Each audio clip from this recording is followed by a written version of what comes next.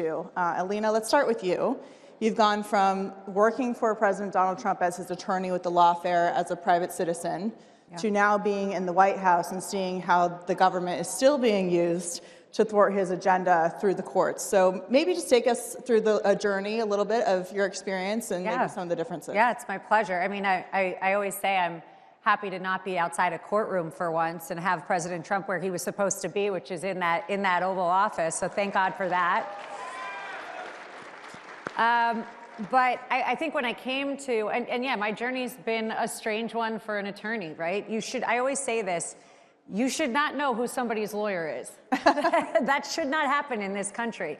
And unfortunately, but fortunately for us, because we're going to fix it now, they really took a misstep in their calculations when they used courtrooms, AGs, and DAs to try and take down political opponents. When we won the election in the most sweeping mandate on November 5th, I thought that was over.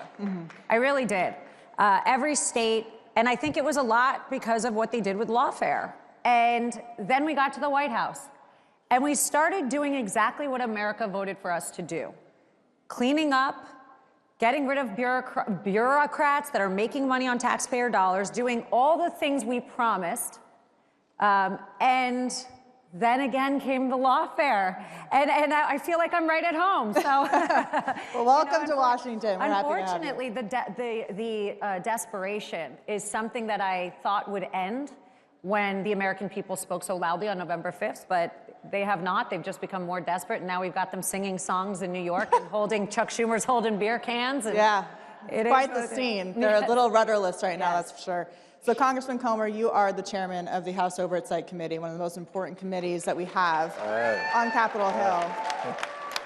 And you've been working for years to expose the way that the Biden administration was attacking not just Donald Trump, but also the American people who support him. And if you look at what's been happening really starting under Barack Obama, when they used the IRS to go after conservatives, this is not something that it just started. It's been embedded inside the federal government by the left. So now that you've been through the process of doing oversight with the Biden administration, how are you now working in the Trump administration with a new government and Republican control to really try and change some of these things so that Americans aren't being punished for having certain political views? Well, for one thing, I've had conversations with Billy Long, the new IRS commissioner, as well as Kash Patel, who hopefully in a matter of a couple hours will be the next FBI director. Our staff's communicated with Bondi's staff, and we've given them specific instances of where bureaucrats have abused their power. I think a lot of times that these bureaucrats, they do things, and even when they get caught, nothing ever happens. And what we want to do, and what our committee wants to work with the Trump administration on, is holding these deep state bureaucrats accountable. At the very least, they lose their job. Hopefully, they get drug in for depositions. But at the end of the day, we've never seen a more weaponized federal government. It's not just the judiciary; it's the entire federal government. It's the IRS. It's the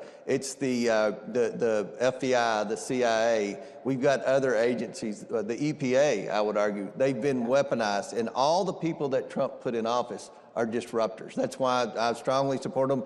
And at the end of the day, he's going to get every one of his nominees confirmed. So we're going to work with them. Jim Jordan's committee is going to work with them. We want to get rid of these bureaucrats and allow Trump to pass his agenda that the American people gave him a mandate to pass.